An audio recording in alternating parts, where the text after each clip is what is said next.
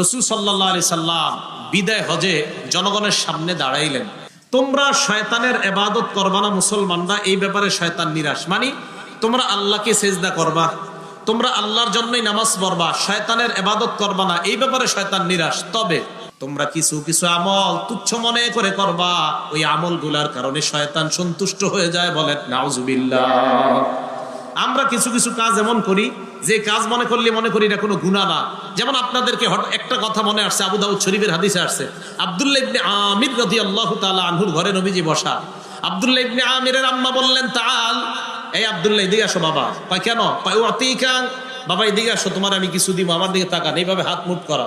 আল্লাহ নবী বললেন, মা আরাত্তি আন তুতিহি, এই তুমি কি দিবা তোমার ছেলেরে? কয় হুজুর উতিহি তামার, ছেলেরে আমি খেজুর দিমু। আপনারা কিন্তু এমন করেন, আব্বু এদিকে আসো, হাতে কিছু একটা দিয়া, আসার পরে কিছুই দেন না। আসার পরে কিছুই দেন না, ধোকা দেন, মজা দিমু, আসার পরে মজা দেন না। কবুতরকে ডাকেন, মুরগিকে ডাকেন, আসার পরে মুরগিরে ধইরা জবাই করেন, কিছুই দেন না। আবু দাউদ শরীফের হাদিসে রাসূল সাল্লাল্লাহু আলাইহি সাল্লাম বলেন, ওই আব্দুল্লাহ ইবনে আমিরের আম্মাকে বলেন, তুমি যদি তোমার ছেলেকে ডাকার পর সত্যি সত্যি এইভাবে কিছু না দিতা, তাহলে তোমার নামে আল্লাহর দরবারে একটা মিথ্যা কথা লেখা হইতো, আর হতে পারতো বুখারীর বর্ণনায় এই মিথ্যা কথায় দুনিয়ার পূর্ব পশ্চিম যত বড় এই পরিমাণ জাহান্নামের গভীরতায় যেতে হতে পারত।